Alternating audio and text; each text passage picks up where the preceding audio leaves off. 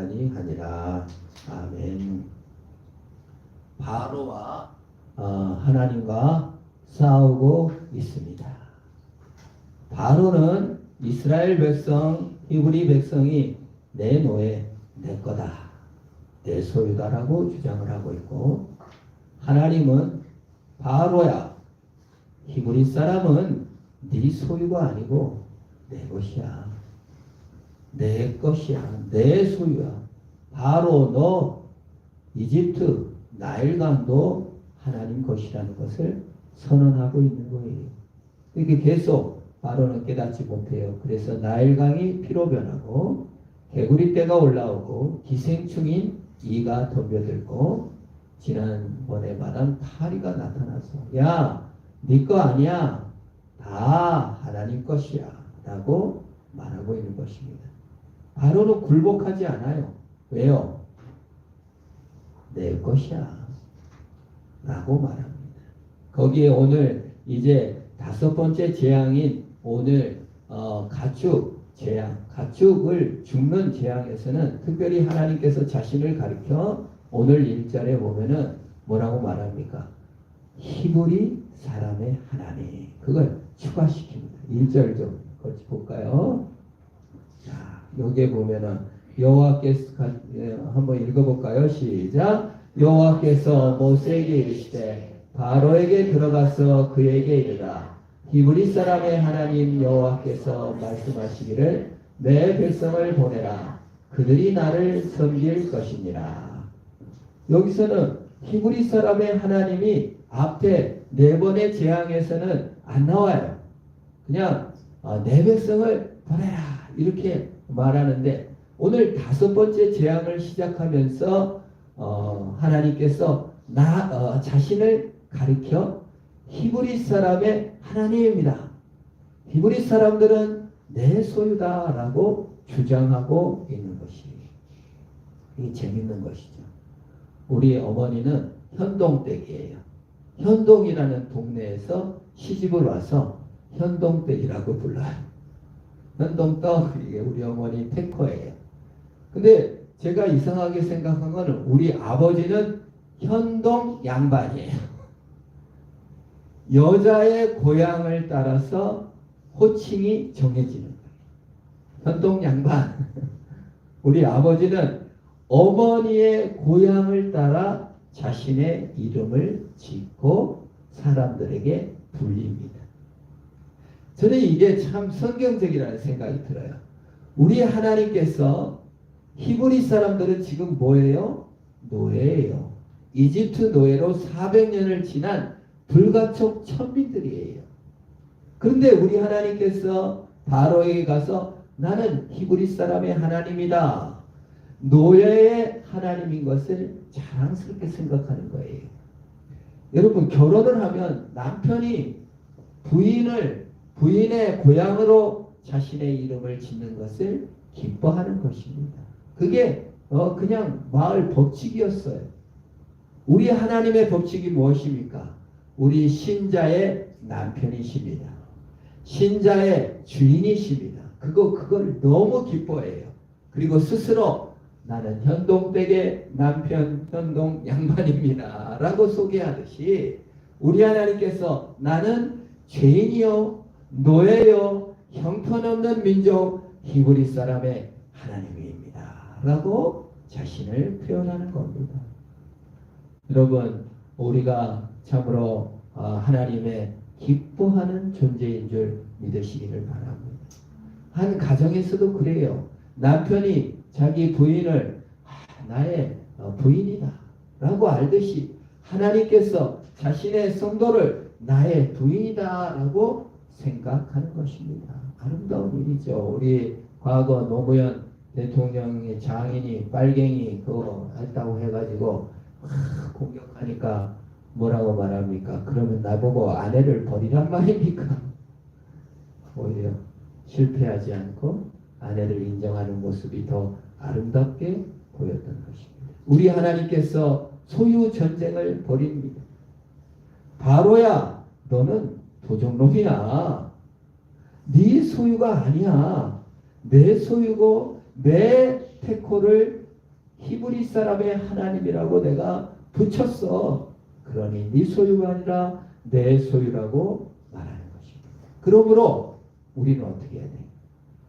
그의 부인된 자들은 그의 남편을 찬양하고 기뻐하고 감사하듯이 우리는 하나님을 찬양하고 감사하는 것이 우리 인생의 갈 길입니다. 그의 소유된 자 어떻게 해야 돼요? 소유권을 버리고 탐욕을 버리고 주를 찬송해야 합니다. 인간의 본능은 무엇입니까? 아담과 하와에게 선악을 알게 한 나무를 열매를 따먹은 아담과 하와에게 징벌이 뭐죠?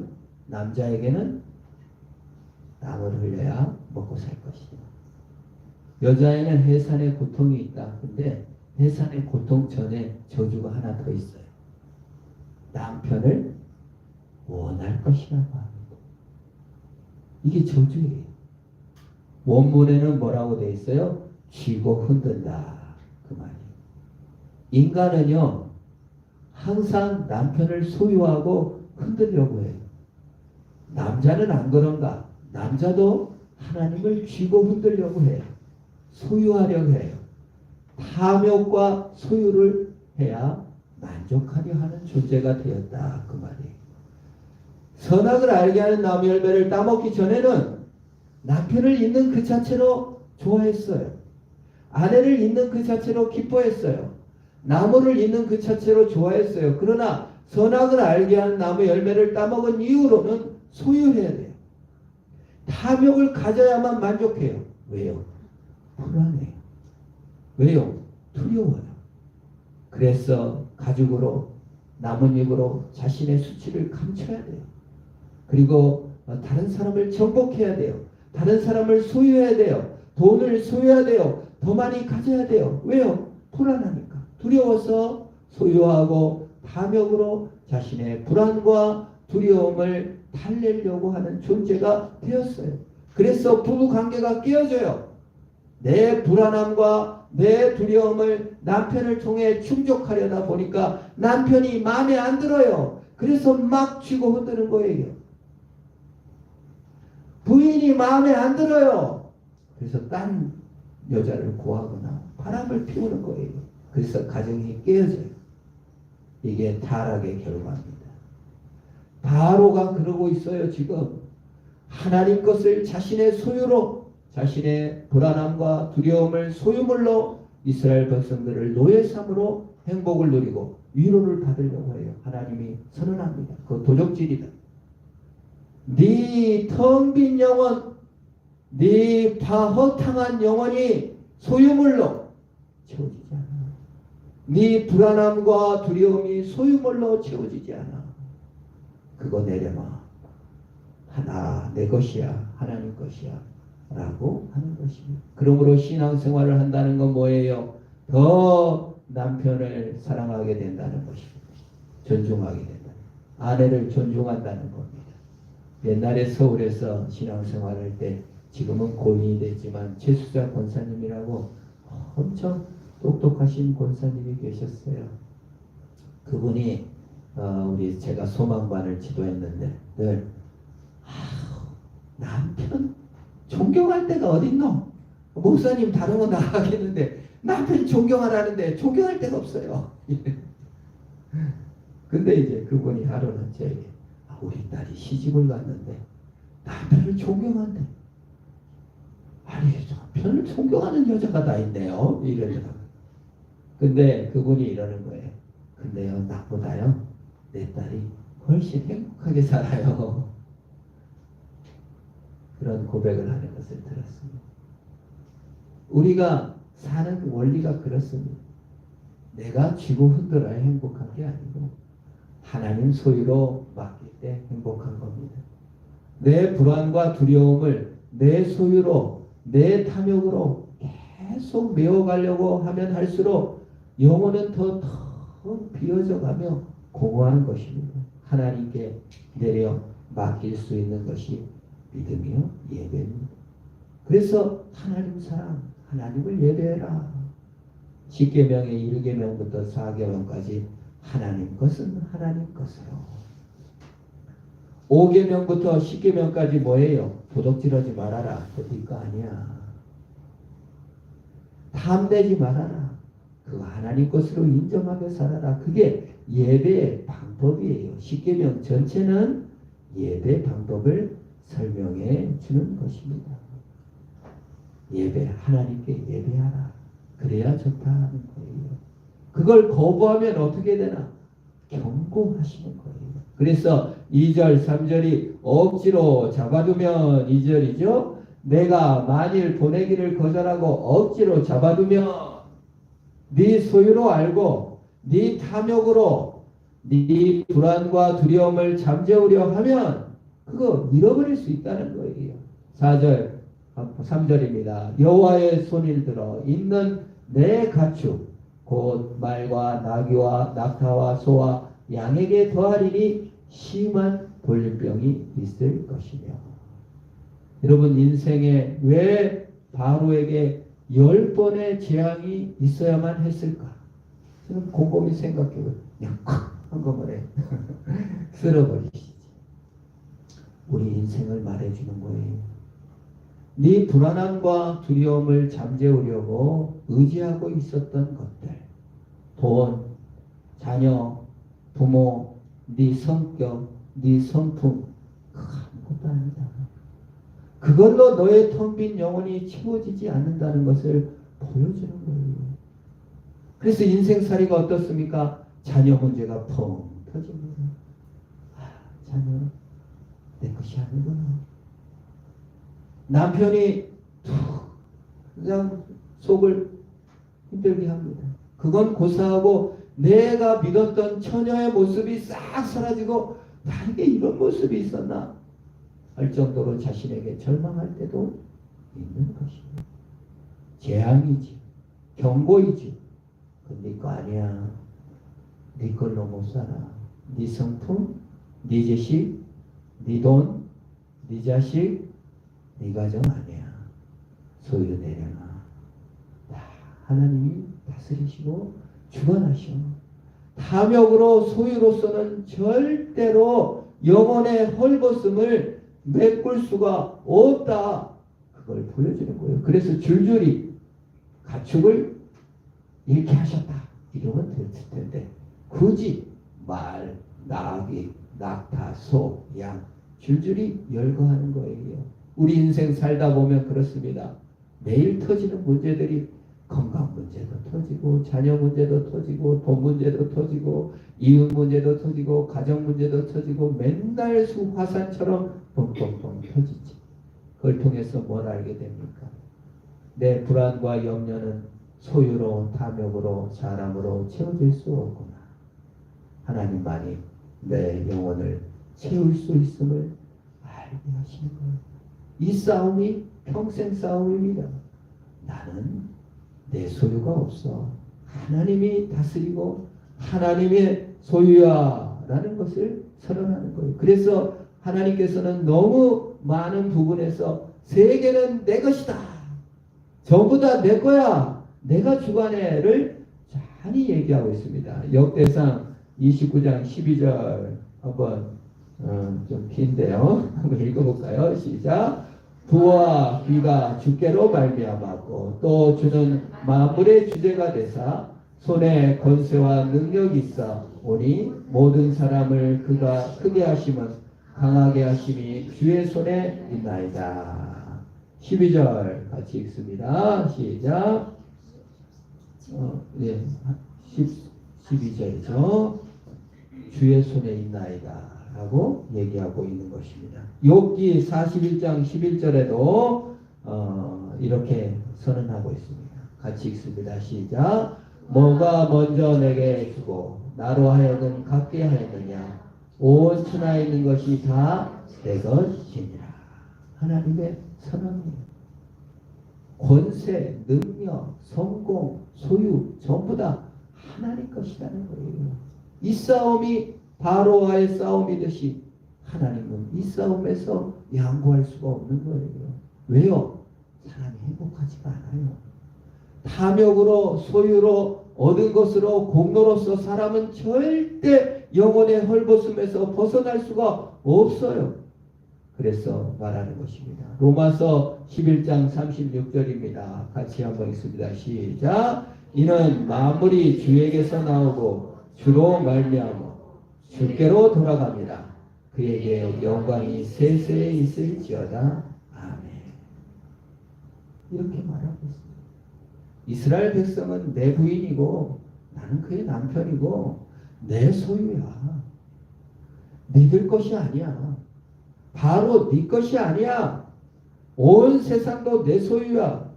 네가 불안해갖고 네가 염려해가지고 소유를 많이 함으로 노예를 가짐으로써 네가 커지고 염려를 덜하고 행복해질 것 같지? 아니야. 내려놔 라고 선언하는 것입니다. 그 마귀는 세상은 늘 속여요. 가짜로. 야, 돈만 있으면 행복할 거야. 돈을 많이 벌면 네가 떵떵거리고 살아. 남부럽지 않게 자식 키워야지. 남부럽지 않게 돈 벌어야지. 그 너무 무서운 말입니다. 여러분. 얼마나 자기중심적이고 내 소유로 내 가진 것으로 내 얻은 것으로 내 불안과 두려움을 잠재우려 합니까? 소유와 탐욕으로는 결코 영혼의 헐벗음을 면할 길이 없는 것입니다. 현 사회는 참으로 탐욕과 소유가 하나님이 된 세상입니다. 프리히드 니체는 유럽 문명을 바라보면서 하나님이 사라지고 돈이 하나님 자리에 올라갔다. 탄식했어요. 신이 죽었다고 말해서 기독교인이 별로 안 좋아하는 철학자지만 그는 유럽 사회를 정확히 봤어요. 유럽인들의 상류층 4분의 3이 사기꾼들이다. 그런 통계를 니체가 제시했습니다.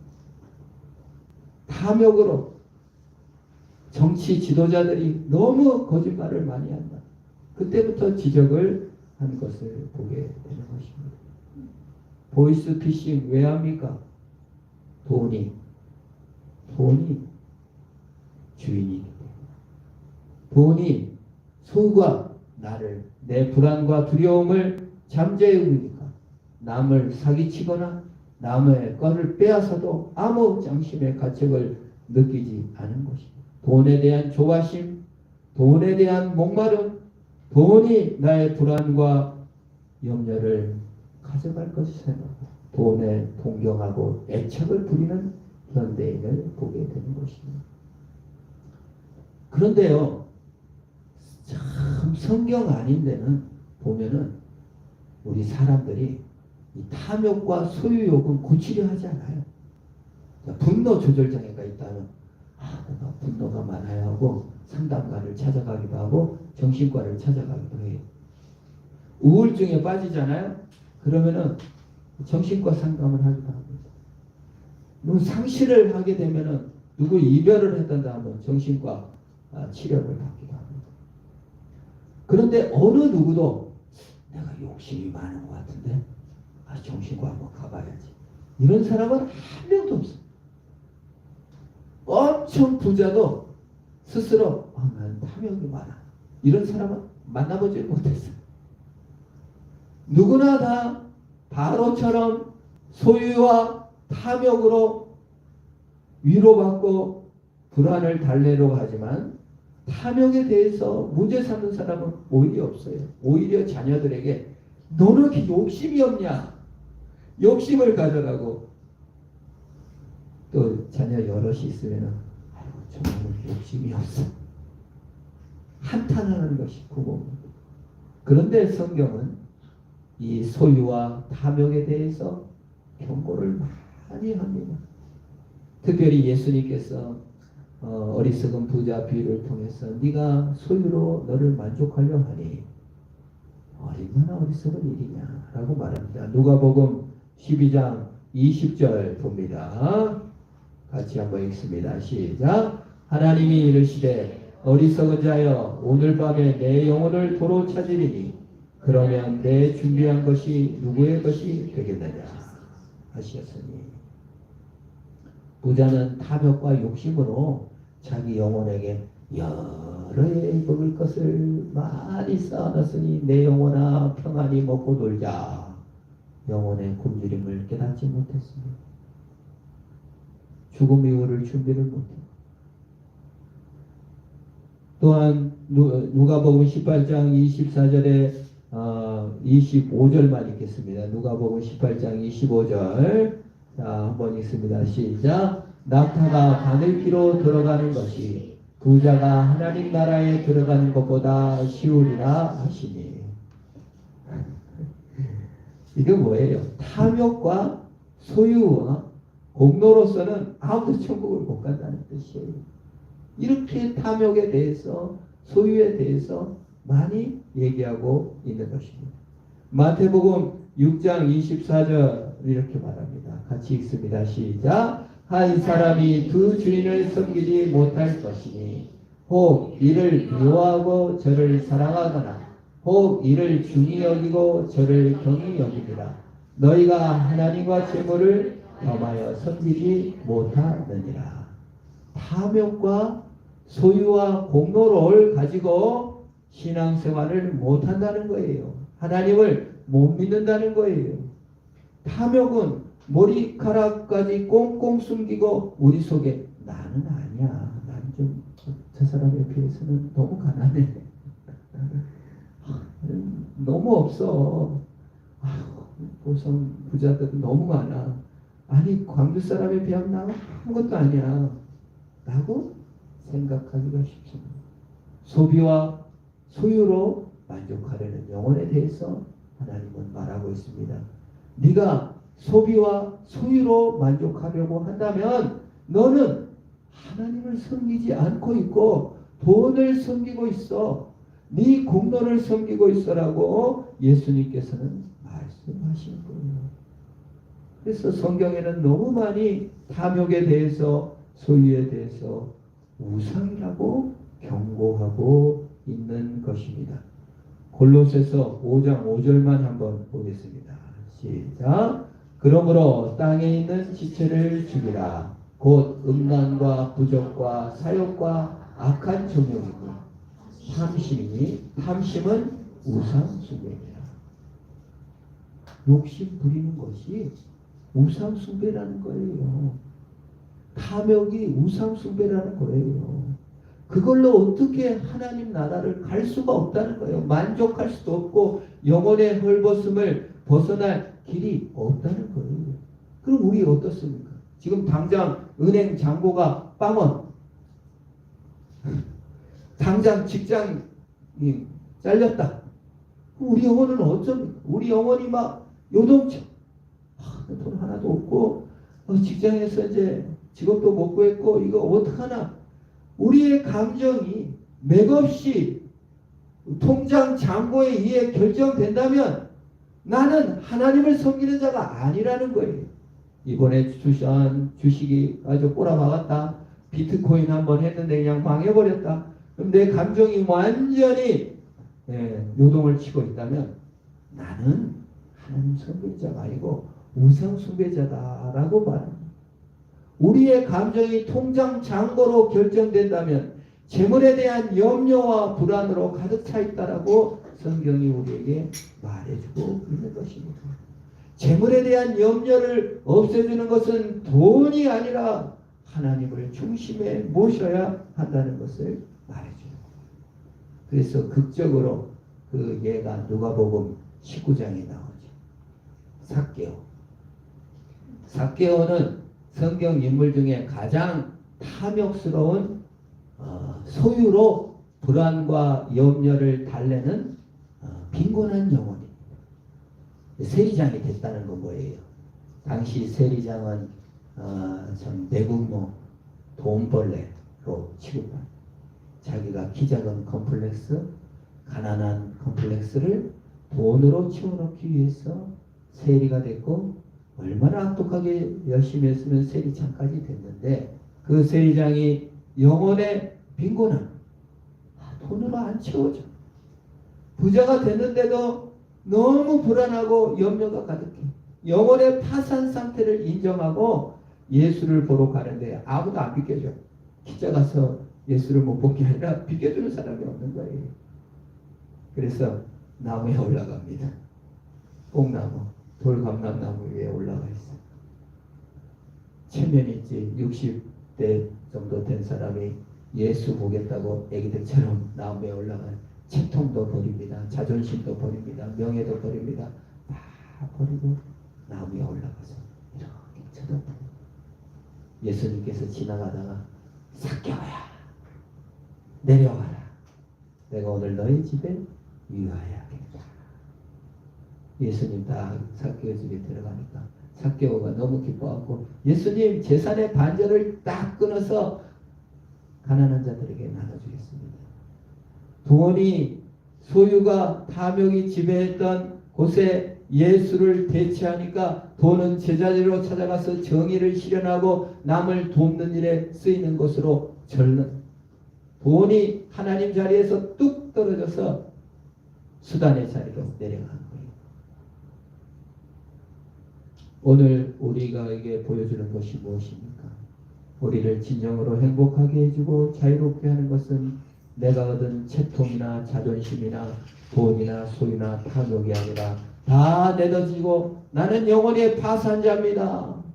나는 주님 없이는 영혼의 공허함을 메울 수 없습니다. 공로 다 내던지고 은혜의 보좌 앞에 하나님 앞에 나가면 우리 영혼을 살리시고 고치시고 싸매시고 새롭게 하실 줄로 믿습니다.